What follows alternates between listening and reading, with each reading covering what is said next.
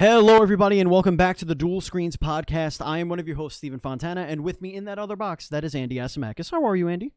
Hello, I am doing fantastic today. Guess what? We are in the future right now. We just concluded our interview with our guest this week. We had to do it all out of order because we had a limited time with our guest. But this was an exciting show, was it not? It's big steps for us. We've evolved today. We grew up a little bit. We got a little bigger, which is ironic given the show's content. Well, before we kick it over there, we're going to tell you what you're actually listening to, folks. This is the Dual Screens podcast. This is a show where Andy and I bring on an industry guest, be it a director, a game designer, an artist, or voice actor in the video games industry. Now, including AAA. It was always the indie games, but now we're in the AAA first-party space there, Andy. We did it. We finally did it. And we've arrived. We bring them on to tell us their story. And we want to be a platform for all these developers to tell their story, how they got started, all that fun stuff. The show posts each and every Thursday for your listening pleasure on your podcast service of choice, including our home Podbean, and of course on Apple, on Google, on Spotify, iHeartRadio, wherever you could find podcasts, you could find this. And of course, our YouTube channel, youtube.com/DualScreensTV. If you like this show and you want to listen to us do other shows, you don't have to subscribe anywhere else. On the same channel, we have other shows like the Dual Screens Gamescast, and we also have our seasonal content, which we're about to wrap up season 1 of Dual Screens Versus. So please, if you like what you're about to listen to or watch, if you like what we do, please consider backing us, supporting us on patreon.com/NDS podcast. Just like our Patreon producers, Colton the Apprentice Nestler and FNH Paul. We cannot continue to grow without your support, and we have a ton of incentives on our Patreon. For $1, you get into our VIP Discord where you could chat with us, indie developers, each other. We're in there all day talking to you guys. It's a great place to share feedback on the shows and other stuff that you want us to cover on our shows, all that kind of things. You also get a bonus episode that you vote the topic of each and every month, and that's just for $1. And there's so many more. There's a $3, a $5, a $10. Really, it's a great deal, and it helps us out tremendously. Andy, with that being said... Oh, let's do it. Let's do it. Everybody, let's kick it over to Andy and Steve from the past.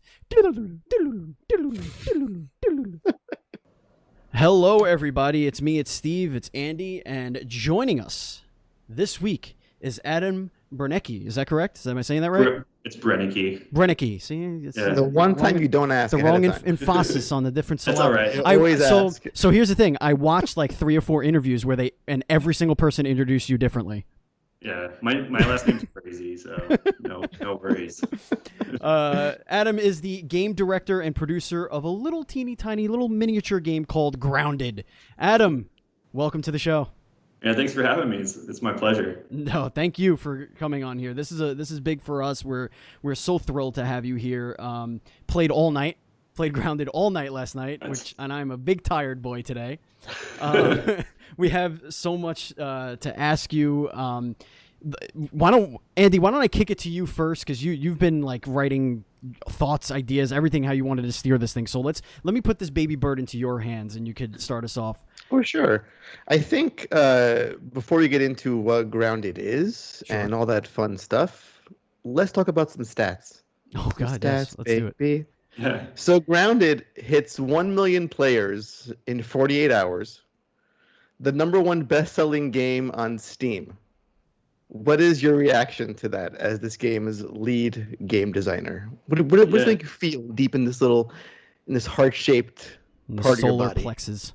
So yeah, it's pretty amazing, and we feel very, very blessed for such a overwhelmingly positive reception to the game, and having so many players play the game is awesome too, because we're getting so much good feedback from all sorts of different players, and we're definitely taking all that feedback in and looking at ways of how to make the game better. And I think that's the power of game preview and early access, is being able to make the game better. So we're kind of doing that right now. So we didn't really get a chance to really take a huge breath. We're just back at it and making more cool stuff for Grounded.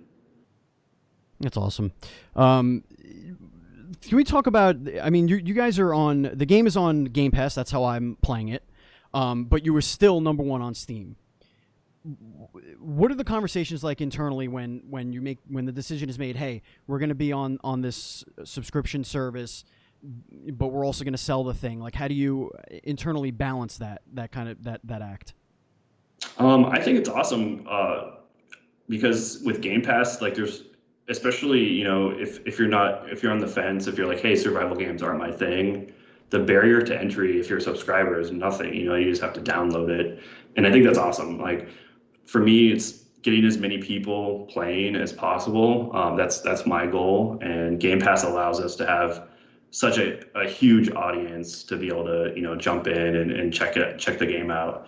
And I think that's super, super powerful. And and hey, if Game Pass isn't your thing, you still have, you know, a choice to purchase it and join in that way too. So you know, just giving people options, and it's awesome that, you know, as you said, it was one of the best sellers on Steam, and the game's doing really well even if it is on Game Pass. All right, so why don't we talk a little bit about Grounded? Let's get into let's ground this and talk about that. No puns. You're wasting no time, are you? We're getting in there. We're getting in there. Oh, believe me, they're coming. Much like those GD spiders, but we'll get into that later. So give us the elevator pitch. If you're telling a gamer that has no idea what Grounded is, what is Grounded? Yeah, so Grounded is a survival adventure game where you are shrunk with potentially 4 or 3 other people to the size of ants, and you are stuck in a backyard environment where there's a horde of other insects that are fighting to survive just like you are. And with survival games, there's base building, crafting, and you can hunt and kill insects and craft stuff out of their guts and their legs. And there's also a story that you can go through, and we're just laying the groundwork for the story, but it's a mystery of like why you're here, and you have to discover that, like, hey, who put me here, who owns this house, who's this robot named Burgle, how does this all fit together? So we are unveiling that mystery over the course of early access. And the other thing that I think sets Grounded apart from other survival games is the world is a living place. So you have all these interactable objects, you know, the grass, you can craft your base out of the grass blades and cut all the grass down in the yard. You can also, you know, just observe the insect life around you and see, you know, how the different insects interact with each other. And you can also interact with that insect life as well by, you know, if you start killing insects, they'll behave differently. And I think that's a really, really cool thing just to explore in a sandbox environment, if you will. Mm-hmm. Go ahead, Andy. Yeah, I was gonna say, as we talk about insects a lot, I wanna kind of call in your mental fortitude right now into question. I feel, oh my, as you know, it takes a special kind of person to make a ladybug terrifying. So what goes into that? Yeah, it kind of fits with the scale. So one thing that we look at is like, hey, we want the player to be at this certain size, and is roughly you're 1 centimeter tall, roughly. And so we kind of compared that, you know, the player character with all these different insects and say like, okay, that ladybug's actually pretty big and it looks like a tank. So that's kind of like where that inspiration came from, of making the ladybug like a tank. And you know, they're not aggressive at first unless you know, aggravate it. Yeah. But yeah, I think that's something that we were like looking at as a, you know, at that scale, you want to be able to interact and fight these creatures. So like what types of, you know, behaviors and, you know, would it act like armor, or would it not act like armor? So I think that's a fun thing to mess around with as a developer. One of the things I think you guys nailed brilliantly is it's really easy to just say, oh yeah, it's just reskinned run-of-the-mill monsters. Like you could replace a ladybug with, I don't know, a rhino. You know, it's just a big thing. Like it's just scale. But like when you're actually playing it and you're interacting with all of the different objects and you're kind of exploring a little bit and you look up, especially I saw somebody that built a tower so high that they essentially hit the ceiling of the game, like whatever that, Yes. what that is, and I you saw can that too. and you can see other houses in the neighborhood. You could see the entire neighborhood. Like you could actually see the scale of what's happening around you. And I want to commend you on that, because I think you guys really did nail that. It doesn't just feel like a run-of-the-mill survival game just with a different skin twist, like a different look. It really does have a unique. You do feel like you're part of a unique world, whether that's how the characters are speaking to each other, whether it's the mystery of going underground and seeing these wires, and then this like underground lab, and like all this really, really cool stuff. So I do want to commend you with that. Thanks for pointing that out. And it's very intentional. Like we've iterated over, like, it's even like the dirt, and it's kind of silly to talk about, but like the dirt of the world, if you just start with a terrain, like a typical game, like it just doesn't look like it has the right scale. So Right.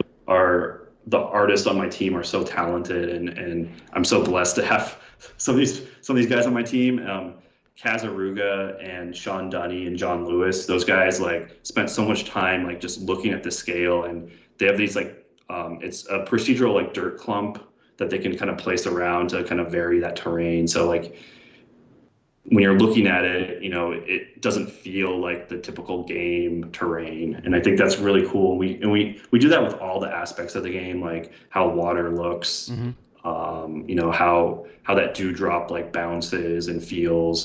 We definitely, when we talk about it, like, hey, this doesn't feel right to scale. Like, how can we make this feel better if you are, 1 centimeter tall? Yeah, I mean, we've had discussions about Spider-Man puddle, so I don't think dirt isn't that far removed from the conversation. It's a totally valid talking point. What's been the biggest eye-opener for you guys since you've launched this game in its preview state, in terms of community feedback? Like your biggest, why didn't we think of that sort of reaction? I think it's just, for me, it's just how many people are playing and how much feedback we've gotten, and just so many people are so excited about the game. And yes, like it's one of those things where like before you ship a game, you have no idea like of how people are going to receive it. And I think that's the thing that I'm just super just stoked, and like I'm just so like blessed and pleased of like how people are receiving it, because that just means like we got something good, we have a good foundation, and we can just like kind of just keep building and building on top of this foundation to make a truly excellent game. And that for me is like the biggest thing. I'm super impressed with all the crazy base building. Yeah. like the pirate ship on the pond, being able to like, one thing that we noticed is that players have used the weapon rack and the dummy for the armor, like in different ways of like making decorations in their base, which we never thought of. So there's a lot of like pretty neat things that we've discovered where we're like, hey, we like even just like building like trampoline forts and stuff like that, where it's just amazing how creative people can be given even just I feel like it's pretty limited set of tools. But like people are just so creative, and it just blows us away as a team. We share this stuff all the time on our chat channel, and we're just like, wow, like super impressed with people's like just creativity, and I love it. Like, and we just want to add more stuff for people to mess around with. What kind of, as a designer, as the lead designer, as a developer, what kind of feedback from your player base is the best kind of feedback that you get? Like not the best as far as like making you feel good, but like useful for you guys as a team. I think everything is super useful. If there's something that you run into that it just like aggravates you, like I think that's super good feedback. Because if there's anything that like makes you just like want to just like punch the television, like we don't want those moments, right? Unless it's a good moment, like if it's just like one of those like challenge things where you're like, just you can do it, but like you just haven't been able to master it yet. Those are always fun, but like Spiders. if it's something where it's just like, man, this game is just like just making me angry, we want to resolve that stuff. If there's like things that are just like, hey, this is just super frustrating. We want to, take a look at if we can resolve those issues. And then I think like overall, just, combat is a big one for us. Like, how do we make combat better? And we've been looking at videos of, pro people, and we're definitely polishing that stuff up as well. So one thing that we're looking at is how to make combat a little more interesting with not only different weapons and stuff, but creature attacks. So we're looking at it from the creature's perspective of like, hey, creatures feel a little bit robotic in combat. How can we improve that experience? Right. So there's everything is good feedback. So don't be, I want people just to share it. So don't be afraid to share your thoughts on the game. Go ahead, Andy. I was going to say, so you mentioned earlier how there's really no time for the team to breathe after you release a game like this. So it's like, it's an early preview, but there's still a lot of work to be done. It's just, you have great foundation, but there's more coming down the pipeline. What is your next big update focusing on for Grounded? Yeah, so we are planning on releasing on our first monthly update at the end of August, and we want to do monthly updates. So I think it's a perfect fit for Game Pass as well. So if you're a Game Pass subscriber, you can just boot up the game again and check out the new content. So I think that will work really well. Yeah, we want to, we're first and foremost focused on like the quality of life stuff. If there's like little things that we can do to improve the experience, fixing issues is another priority for us of like, hey, like, we don't want bad experiences of, save games not working or, bases that just disappear for whatever reason. We definitely want to solve that stuff, and we're working with the community, getting save games from people and checking out those issues, and making sure that like everyone's experience is really good. On the flip side, we are adding more stuff, of course, for our August update. So we have lots of little things, as I said, like the quality of life stuff, but we also have a couple big features. I'm not super ready to talk about that yet because we want to keep it, a surprise. But yeah, we do have, some new crafting, a new creature, and a couple other new fun stuff for players to mess around with. Now, go ahead. No, you go ahead, Steven. I want to speak about the relationship between you guys and Microsoft and all that. Was this game in development, or what stage of development was this, if it was still in development before the acquisition with Microsoft? Yeah, so we actually started this before the acquisition. Sure. And it was pretty early on, so it was an early prototype of the game, and we had we had spiders in the game. We had some of the early survival game mechanics in the game, and we showed it to Microsoft, and they were just like, cool, like keep working on it. And we're like, hey, we want to do this like early access game preview. Is that okay? And they're like, yeah, cool. Just keep doing it. And we're like, okay. That's awesome. So they were just like, looks good. Just keep working on the game. And that's what we did. And I think they were super supportive. Like everyone at Microsoft, everyone that have been in meetings with, and the marketing folks, all the biz people, they're all super supportive and super helpful, and they just they're primarily there just to make the game better in any way that they possibly can. The other thing that was super awesome is we were able to work directly with the user research lab at Microsoft. They helped us with the Arachnophobia mode. They helped us with a lot of like the tutorialization of the game and the accessibility of the game. So that was super nice to be able to use those that team in developing a better onboarding experience. And I think that has helped a lot for how we do the tutorialization in the game, which is also very important to us to make sure that the learning curve is pretty easy to get into. One of our listeners, Harry, actually wanted to ask, how did the idea of the Arachnophobia accommodation start? How did that, what were those conversations like?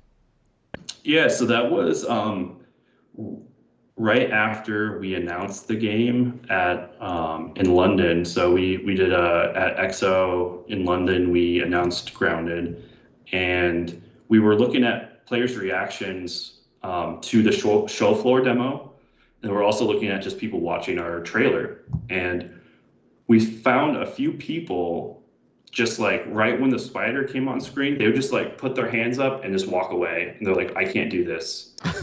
And it was like, I'm like, and then, we would talk to those people and they're like, "No, I can't play this game." And to me, I'm like, hey, like my goal is to make games where people can, have fun and kind of escape to a different place. And so I was like, hey, maybe there's something that we can do to address this. Like, I would like to see if we can do something, even if this, that fear of spiders is still there. Just, I don't want them just to completely turn off and say like, I can't play this, and just freeze and say like, no way, no way. So if there's any little thing that we could possibly do to help those players, that was my goal. And thankfully, like right at the same time, we started discussions with the user research lab, and that's where that whole arachnophobia discussion came from, and like figuring, like actually doing research and figuring out ways of presenting spiders in a way where that phobia could be reduced. See, here's what you do for that. You can tame only spiders in the game and make them your best friend. And that's how you essentially... I don't think you know how arachnophobia works, Andy. Listen, you confront your fear, and then you take away what's scary about it, and you make it your best friend. Listen, if you ever watch Honey, I Shrunk the Kid, it's all about the ant relationship in that movie. So you just have a spider there in its place, and then you want to cry when it gets killed. I don't know. As you're feeding it oatmeal cream pie filling. I think you should replace Atreyu with a giant arachnid in Neverending Story, so that it could drown in the quicksand and everybody could move on with their life. Oh no! Yeah, one of the challenges with arachnophobia mode too is we wanted to make sure that you could still play with your friends, even if you had that setting turned on, which is kind of an interesting development problem where that has to be a client side thing only. So like, right. If I'm joining my friend, they're okay with spiders, but I'm not. I still want to be able to play with my friend. So, we discussed like, hey, maybe it's a server setting where we can just turn that off and like all the spiders disappear, or, but we felt like that was a compromise to the game experience. So we wanted to, have a mode where you could flip that on and still join any game, and be able to play with arachnophobia mode on. So I haven't tried the arachnophobia mode, so I don't know what it replaces it with. But do the creatures behave the same way? Is it the same?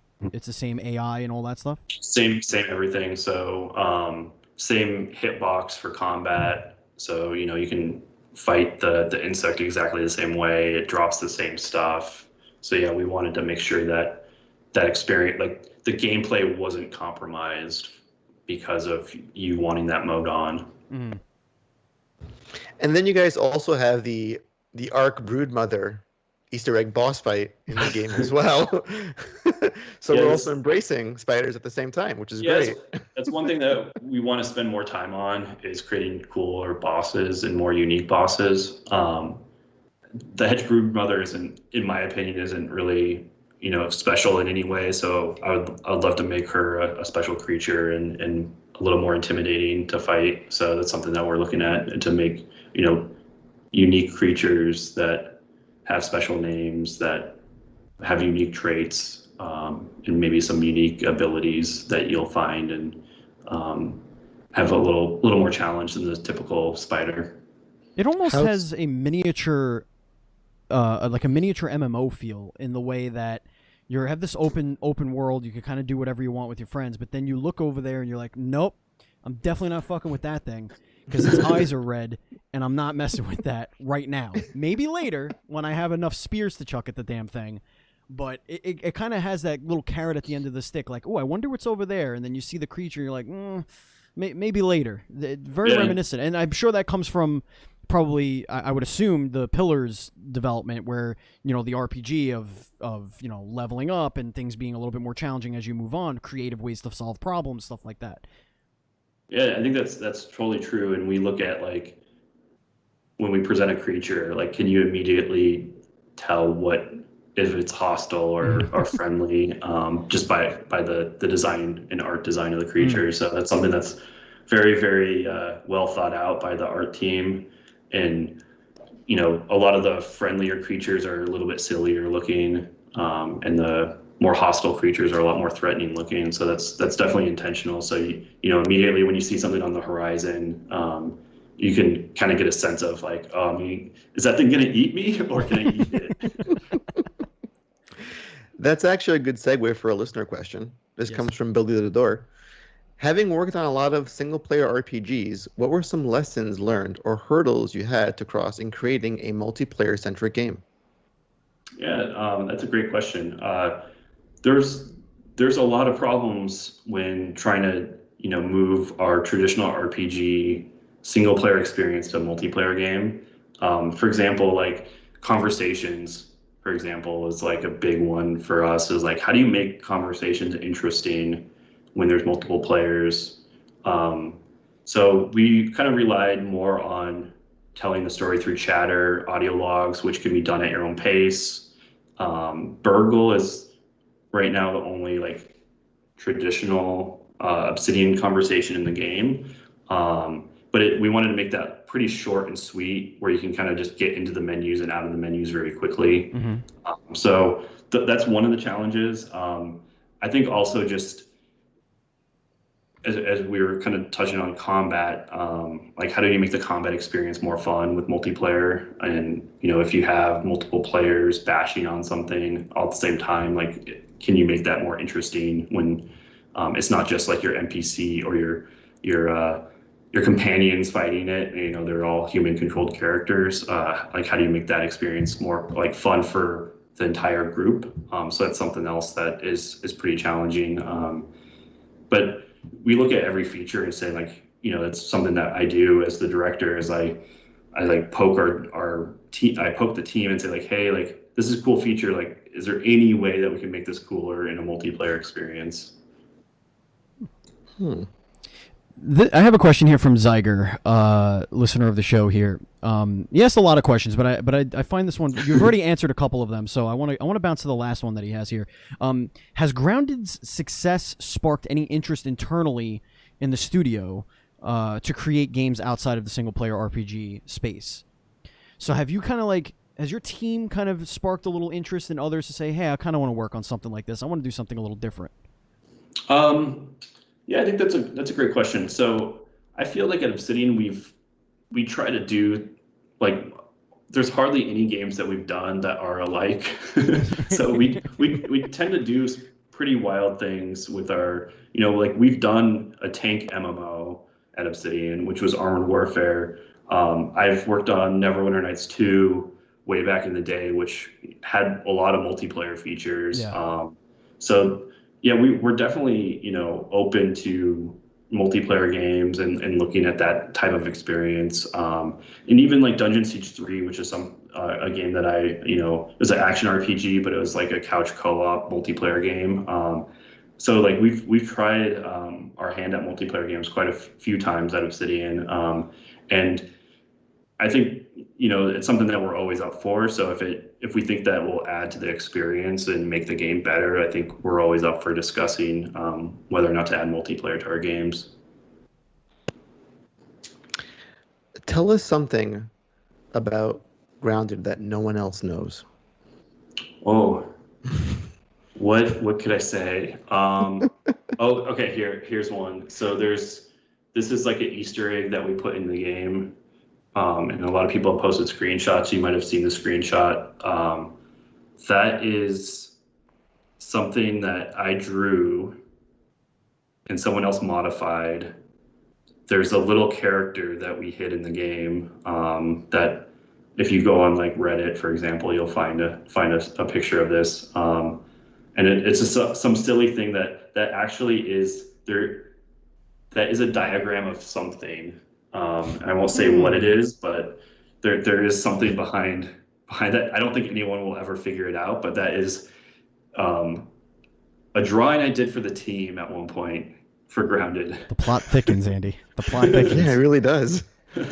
the mystery just keeps going deeper and deeper. We've been pretty, I guess, mysterious. Like people have asked us, what the heck is that? And we've been kind of like, we're not sure. Like we're not. I'm not going to probably say what it is exactly, but that's a couple more hints for people to speculate on. But it has an explanation. Is what you're trying to say. There's an explanation of what it is. Yes. So going back a little bit, you said you had this prototype, you showed it to Microsoft and all that. What's the genesis of Grounded? Like, where did this start? Was this just an idea you had? You threw it on paper. You said, I'll worry about it later after doing X, Y, and Z. Like, how did this come to be? Yeah. So for the story is pretty cool. Like, so for a long time at Obsidian, we've been wanting to make a survival game, and there's a lot of fans at Obsidian of survival games, and we were working on Pillars of Eternity during that kind of when the survival games kind of blew up. So, it's a new genre of game, and we were working on Pillars, and we were working on Pillars for a very, very long time. And there was another team at Obsidian during that time that tried to get a survival game prototype up and running. It just didn't really work out because they needed to go work on actually the Outer Worlds. So that project never really got off the ground, but there's been a want to do a survival game at Obsidian. And after Deadfire, which is Pillars of Eternity 2, shipped, Fergus was like, hey, what do you want to do next, Adam? And I was like, hey, do you want to try to do a survival game again? And Fergus was like, sure, like put together a pitch, put together a team. So I kind of thought for a long time, and we brainstormed for hours on what would be the best survival game to do. So we had a fresh start. We could do anything. And there's a lot of traditional survival games pitched of like, hey, what if it was, you're on an island or you have to survive against like zombies. There's tons of ideas that we threw on the whiteboard. And when we said, hey, what if you were shrunk down and you had to survive in a backyard environment, immediately my buddy Bobby Knoll, who's another lead designer at the studio, unfortunately he's working on Avowed. He didn't get a chance to work on Grounded, so he's working on our new game. Him and I were like, oh, there's something here. Because immediately as designers, our heads just exploded when we said that. There's so many awesome ideas that you could do with this setting, right? And our mind just went wild, our wheels were spinning, and then we pitched it to the studio heads, and they're just like, that is super weird, but for Obsidian especially, but why don't you guys just run with it and see what happens? So that's when we put together the prototype. We're working on the scale of the game and just getting like that perspective in there and seeing the spider for the first time. And once we kind of got all that stuff in, where it's like, yes, there's something here. Like it's really, really cool to experience this world in this way. We actually have a related question from one of our listeners, JP. Was there any content that was left unfinished or on the cutting room floor that seemed like the greatest idea at the time but couldn't work? It just didn't make it. What were your Sophie's Choice moments? That's a great question. So we've actually iterated over a lot of stuff, a lot. So the intro of the game, it's pretty sparse right now, but we've gone through, I think this is our 5th iteration of just the intro and the start of the game. So we had a lot of variations of like, what if Burgle contacted you right when you woke up through like the intercom, through the Scabby. So there's a lot of stuff that we've done to making sure that the survival experience was something where you could kind of explore on your own pace and kind of just take it all in. And that's the direction that we went with, but it took us a long way to get there. So that's just one of the things. I'm trying to think if there's another fun like gameplay thing that we've kind of had to change or modify over the course of development. Can't think of anything off the top of my head. I think the thing that we usually do is if it doesn't really work the first time, we just kind of go back to the drawing board and we just work on it some more and iterate and iterate and iterate, and that ends up creating some cool stuff at the end of the day. I think that's the best part of this kind of delivery system for a game like this. You have again, month after month, attempts to essentially deliver on all the cutting room stuff that you left behind. Like, okay, it didn't work this time, but let's revisit this a month or two from now, see how we can make this work. So nothing is really lost, I would say, in this sort of game design. Yeah, we definitely prototyped a lot of stuff that's not in the game right now. Like we've had prototypes of bees and bees behavior. We've done Not the bees. They're almost gone anyway. You want this to be a realistic survival game, okay? This is like we've done prototypes of like creatures climbing over stuff like walls and other objects. Oh God, please don't. It's terrifying. Yeah, so and if we don't feel like it's like quite there yet, we either take it back and we're like, hey, maybe if we get some more time, we can iterate over this some more. Sure. It's gonna go like survival horror, but then this game is done. I think the reason why the game clicked, because I don't typically like survival games. Like I just feel like it's a lot of it's just a lot of like collecting, hoarding, and then figuring shit out. Like I don't like that. But I think what drew me to the game and kept me going, you have a very Stranger Things vibe here, where I feel like I like these characters, even though I don't really know them very well, but the fact that they are young, they're children, essentially. It's mysterious. They're experiencing this thing. They seem to know kind of what's going on, but also kind of not. Much like the Stranger Things cast, where like they're equating it to stuff they know, like D&D, and kind of making sense of that world in that way, but they have no fucking clue what's going on. They have no idea. Yeah. And that's kind of like how I felt. I'm like, oh, these guys know that somebody somewhere did a shrinking ray, right? Like they figured that part out, but like they have no idea what else to do from here, just like me. Can you tell us about getting to that point? Like why kids? What led you to that decision? Yeah, there's definitely a lot of nostalgia involved. Sure. Like, I think the high level experience is being able to get outside, be a kid again, and explore, right? And I'm in my 30s now, but getting that childlike experience of like getting out just outside. And we definitely set the game also in 1990 to give it also that experience of like, hey, this is before cell phones, this is before all like the social media distractions in our lives, like just go out and have fun. And I think that's our high level like pillar of the game, is like just go out and have fun, and be a kid again, right? Yeah, I think that's you've made the genre so accessible, because I think just the world, the setting alone makes you want to explore it and see what it's all about. Because again, I'm not a huge fan of this genre either, like Steven, but just seeing the aesthetic and how it plays, it just pulls you in a way that others just can't do.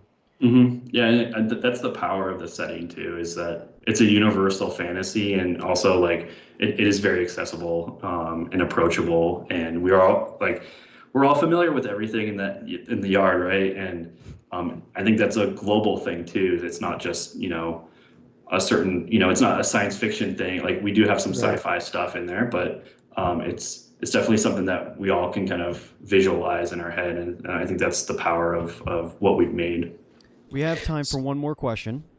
So, should I take it or should you take it? Well, first things first. This is a quick yes or yes or no, or like very short question, and then I'll kick it to Andy for the final question. Okay. But how soon, or if did it happen already? Did you get an NDA from Macaulay Culkin for the whole My Girl thing? Did he not come after? I was instantly upon seeing that character. I forget the character's name. I was like, wait, that's got to be Macaulay Culkin from My Girl, right? That is not intentional. So we actually we modeled that character is based off of someone on the team. So that's fantastic. Yeah. There you go. That's your alibi. All right, Andy, final question. We'll get out of here. So looking ahead, not just for Grounded, but for other Obsidian games like Avowed, what excites you most about the Xbox Series X? Yeah, it's a great question. I'm super excited to, get our games running on it and being able to play with all the bells and whistles. I think it's super, super, fun and exciting to be a part of, developing as a first party studio on, on super, super awesome new console. Like that's, as a developer, that's like your dream. So I'm just really stoked and excited for the future, and looking forward to making games on it. Awesome. Well, thank you, Adam. We appreciate you joining us. This was awesome. Good luck with everything with Grounded. I can't wait to see what you guys have in the pipeline. I'll be out there. I'll be in the backyard. I'll be waiting. Yeah, thanks so much for having me, and it's my pleasure. And I'm so happy that people are enjoying it. And again, this is just the beginning of the journey. We've got a long way to go, and it's just going to keep getting better from here. Awesome, man. You take care. Thank you so much. Thank you, Andy. Now let's cut it.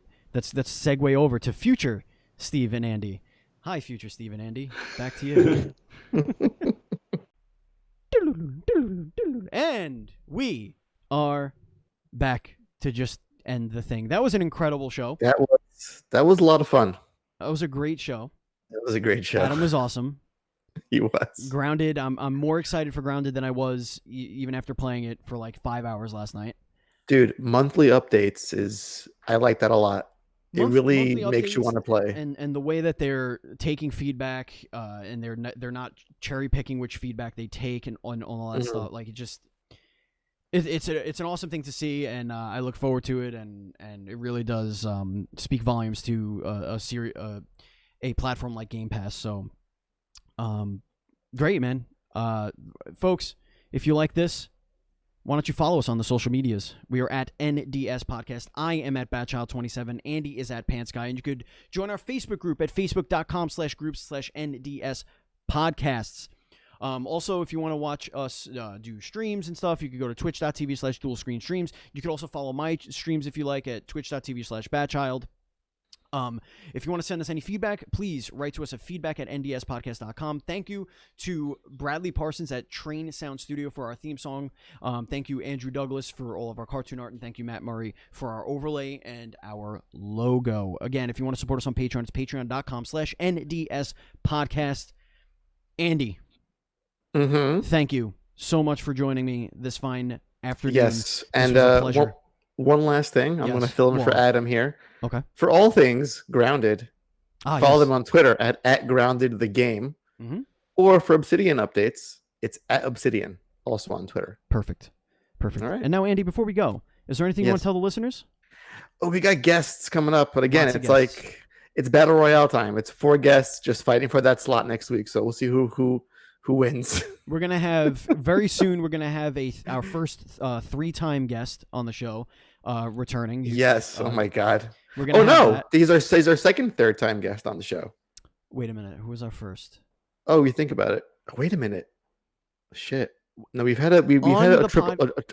We've had somebody where we've done 3, but it was different shows. Interesting. I don't know if we've had. Wait, I think it was what's his face, Desmond Wong. We had him on twice, and we said when you come back the 3rd time, you'd be the first third timer. Oh, he's talking about Cat Quest 3, but that's not going to happen now. He's going to be beat. He's going to get beat. He got beat. We had Nate Schmold. He came on twice. And he did a bonus show with us, I think, on Patreon. He did something small with us there. We had Patrick Hickey Jr., who was on twice and then on Dual Screens Versus. So he's technically a 3-time. Right. Interesting. But don't worry, folks. It's going to be a jam-packed rest of the month. So look forward to that. Thank you, Andy. Thank you, listener. Thank you, Adam. Thank you, everyone out there. Take care. And as always, please be excellent to each other.